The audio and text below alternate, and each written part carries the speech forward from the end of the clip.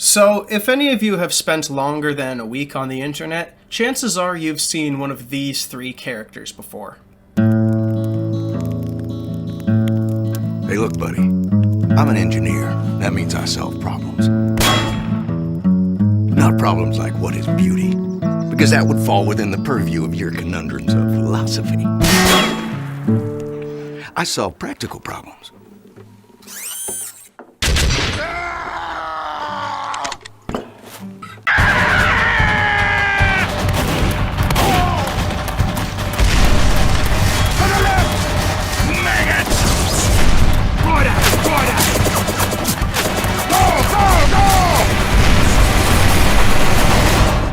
He used his fight money to buy 2 of every animal on Earth. And then he herded them onto a boat, and then he beat the crap out of every single one.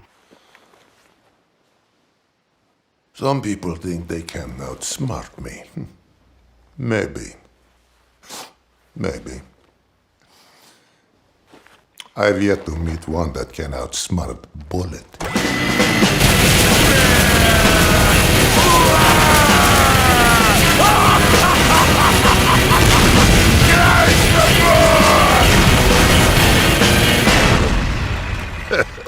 Cry some more. These three men are characters from Valve Studios' 2007 video game release, Team Fortress 2. At this point in the internet's history and most people's lives, however, this game needs no introduction. Time and time again, it has proven to be quite simply one of the greatest video games of all time. Its consistent popularity through a diehard fanbase, memes, and content creation surrounding the game has led to it being arguably a pioneer and prime example of what first-person shooter games are meant to be. Alongside its FPS brethren such as Counter-Strike and Half-Life, and distant relatives of Doom, Quake, Wolfenstein, and Halo, TF2 helped shape the first-person shooter genre as we know it today. The FPS genre really started with the birth of id Software's innovation into the blend of 2D and 3D first-person shooter games, or as they called it, 2.5D, with their legendary titles Wolfenstein 3D and Doom in '92 and '93 respectively. With Doom 2 to come out 1 year later, Quake would still come to be the first true 3D FPS game in 1996. In '98 and '99, Valve would release the first Half-Life and Counter-Strike games. The Counter-Strike game technically released in November of 2000, and while Doom had multiplayer capabilities through the Dwango service, Counter-Strike was a new level of multiplayer co-op first-person shooters. The concept of teams fighting each other to complete objectives first, as opposed to simple deathmatch arenas, was a huge hook at the time, and is something that is taken for granted nowadays. But with all this being said, Team Fortress 2 releases in 2007, about 15 years after the origin of the genre it's in. And the thing is, Team Fortress 2 is actually a sequel, more or less, to the Team Fortress Quake mod released in '96, but people know that nowadays as the '99 remake, Team Fortress Classic. Now, there are many things about TF2 that many other people have talked about in greater and better detail than I can or will hear. But there are 3 things that TF2 does that align so well with what its predecessors set out that it almost seems like TF2 practically set itself up for success. Yo, what's up? The 9 mercenaries themselves are absolute icons and inspirational references in the gaming industry, and also characters of legendary status on the internet through the use of memes, SFM animations, and even more memes. When id Software created Doom, the story was minimal at best, and the only glimpse you got of the character you play is his face on the HUD and his hand when punching demons. Yet, because of how iconic Doom became, so too did the face on the HUD. He was named Doomguy, and is still one of the most legendary game characters of all time.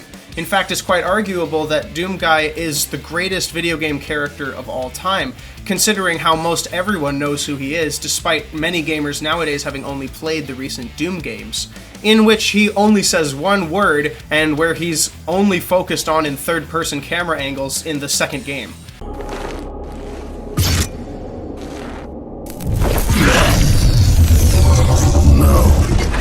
In the original Doom, all you had was his face on the HUD, his grunts of pain, and his guns.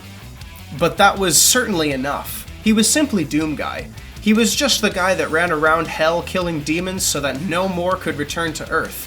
As the years go by, it becomes increasingly harder to find characters in video games that possess such an outstanding degree of presence and notoriety, yet simplicity, as the Doomslayer himself.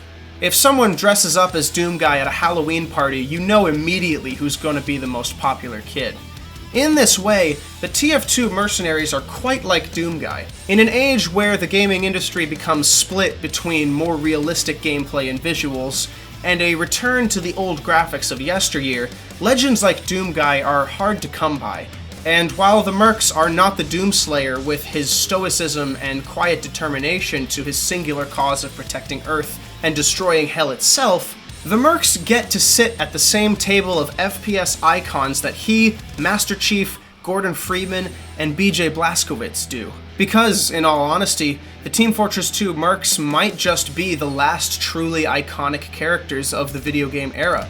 Despite how many people argue that characters such as the Overwatch team are just as legendary, I will consent to the idea that they may be legendary, but they are not iconic. There is a difference. Quite frankly, if I had to narrow the list down to 3 characters as to who gets the most iconic FPS character title, it'd be Doomguy, Master Chief, and Soldier. TF2 retains a mechanic from older games like Doom and Quake, in which the gameplay is very cut and clear. Shoot everyone who's shooting at you. Many FPS games nowadays lean towards a more realistic style of gameplay, of locking in an iron sight before you shoot for perfect accuracy, kind of as if everyone has become Sniper from TF2. This mechanic, strangely enough, dates back all the way to around the same time as the icons of FPS games were made, in 1997 with the notable release of GoldenEye 007 on the Nintendo 64. This seemingly subtle change served as such a drastically different visual in the minds of most FPS fans that it became categorized as a major difference in game mechanics as opposed to that of Doom and Quake. In such games where the iron sight mechanic is featured like the new Wolfenstein saga, shooting without the iron sight makes your shots less accurate, practically forcing you to shoot with an iron sight, otherwise your bullets just go flying in whatever your crosshair is, which, by the way, significantly increases in size when you're not scoped in, just in case you missed the part about needing to use the iron sights. Team Fortress 2 doesn't have this.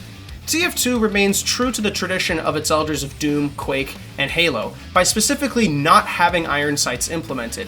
In all fairness, this is also brought about by the cartoonish aspect of the game's aesthetic, so to add a more realistic feature like iron sights when you're literally allowed to rocket jump seems quite ridiculous, but it's interesting to observe such a design choice as remaining true to the tradition of old. Shoot everyone that's shooting at you, and don't get hit. The marketing of TF2 was quite simply genius. Not only was it a game that was constantly getting updated to keep its community alive, but it also had special animated shorts with the program's source Filmmaker for each and every member of the TF2 crew. Some of these shorts were released with corresponding updates, and the last one to be made was Meet the Pyro, to announce the arrival of source Filmmaker on Steam 5 days later. These videos, needless to say, have won the hearts of all who view them on the internet in one way or another. Whether it be inspiring people to play the game years and years later, like how I got into TF2, or just a source for some incredible memes, or because people wanted to test the limits of the SFM program and found those shorts to be inspiring, the Meet the Team videos gave us something that many FPS games never quite had up until that point: a cast without a campaign. Significant characters without a very clear-cut story. In fact, a story only came about in the form of the comic books in 2014, as more of lore for the characters for any diehard fans that were interested, but it was never something that became integral to the gameplay. And while series like Doom do not exactly have a similar employment of lore in its stories, Doom does have novels that were based off the original games that very few people know about, following the stories of Flynn Taggart. And while Flynn Taggart is not the character we play as throughout Doom, Doom 2, and Doom 64, nor is he the character in the continuation of that same game story through Doom 2016 and Doom Eternal, It's still cool to know that there's some lore of a Catholic man ripping through demons to save planet Earth. At the very least, the crux idea of Doom still remains in these books. TF2 is quite like that. Knowing of the lore is not necessary to understand everything happening in the game, as the game only hints pieces of the lore throughout its updates, and a lot of fans don't actually know the comics exist. You know, it's kind of funny. With all that I've said, most of you watching might be just thinking, this guy just sounds like a Doom fanboy that enjoys TF2 but can't separate the two because guns. Use more gun. But you know, it's kind of more than that. Drawing all the parallels between TF2 and its ancestors, it doesn't completely surprise me anymore why TF2 has succeeded in the way that it has, to the point where the starved community finally made Valve concede to their wishes for an update and servicing, albeit a mild conceding at that. I mean, TF2 just reached an all-time high in a player base with a whopping 253,225 player peak, a 73% gain from the prior month. The fact that a community can be so dedicated, even after years without proper servicing, really says something about how good a game must be in order to be so beloved. The classic Doom scene has stayed alive throughout the years due to custom map making and speedruns of said maps, such as Zone 300, Going Down, and slaughter maps like Occuplock. And that's not even mentioning the real mods of graphical differences, with brand new structures and artistic design. This sentiment is reflected almost perfectly in TF2's community, with the community constantly making new cosmetics, maps, resources for the SFM filmmakers like the recent rise of Mimi Century, and full-blown productions of feature films like the highly acclaimed Emesis Blue by Fortress Films. Now, of course, the entire aspect of all this that aids TF2 in being treated this way is drastically helped by the fact that TF2's visual appearance is that of homages to many other characters throughout time in a cartoonish aesthetic. Doom does not have a program in which feature films can be made. In fact, it works out to be that models of Doomguy are on the SFM resource marketplace for the SFM filmmakers. And that's something that I think drives home the most critical point of all. That TF2 is to Doom what the New Testament is to the Old. Team Fortress 2 is not the abolishing of the old rip and tear aspect of Doom's legacy, but rather the fulfillment of it. Now, I know what you're all thinking. Aside from the rather wild fact that I just used the Holy Bible as an analogy for a first-person shooter game, there's probably a lurking question in your mind that I've been putting off addressing until this point. How is TF2, a multiplayer co-op online-only shooter game with no campaign, the fulfillment of Doom, a game with a mild campaign, barely any multiplayer compatibility that most people forget about, and whose only source of staying alive is by creating the most artistically satisfactory slaughter maps? Well, there's definitely credit to such a question, but the answer to that is, in some way, the reason as to why the question is asked at all. See, Doom, for how far it's come in its life, is still limited by the technology of which it was born. It remains an FPS game that, compared to everything around it, is limited. But there's a reason why it still holds up today, and that reason is quite simple. There's nothing quite like an original. Doom is an original. That is why its status remains in the gaming universe as nothing less than iconic. And that's the point I'd like to argue in regards to how TF2 fulfills the mission that Doom inadvertently started. TF2 is the last original. There is no other game like Team Fortress 2. There hasn't been one game like it with the kind of legacy it's left ever since its release. No other game has characters so instantly recognizable and set apart from any other game. There's no other game nor game series that gained the relative level of notoriety that TF2 did in its day for the FPS community. There's no game where you can hear a medic or or see a game action that doesn't just scream originality. Any other game comes off as borrowing something from someone else, and TF2 is quite arguably the last game so original that everyone borrowed heavily from it.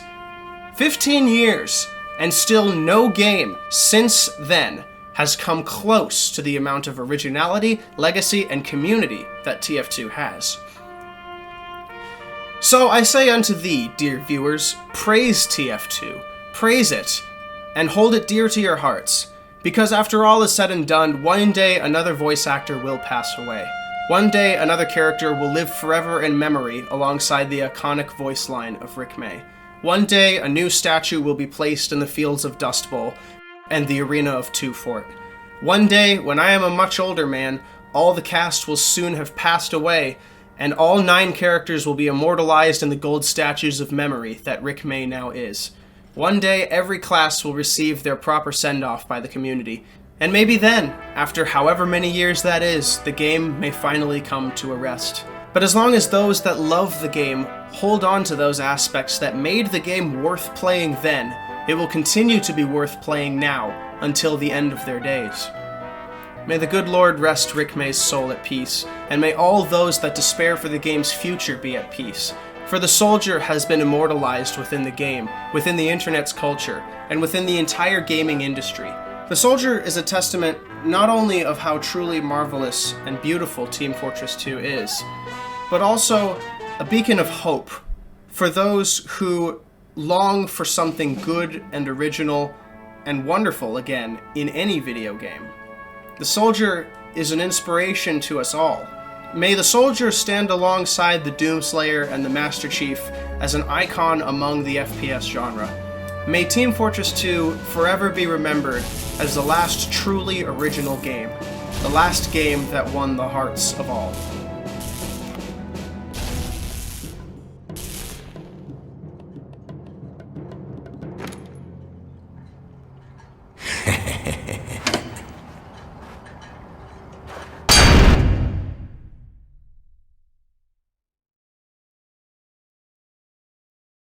Thanks for watching this video, guys. I hope you guys enjoyed learning my perspective as much as I did sharing it. Please like the video if you loved it, leave a comment, and share the video around with everyone you know. Who knows, maybe we get a new player to join TF2. The community always loves those. Subscribe for more videos like this because believe me, there's far more like these coming.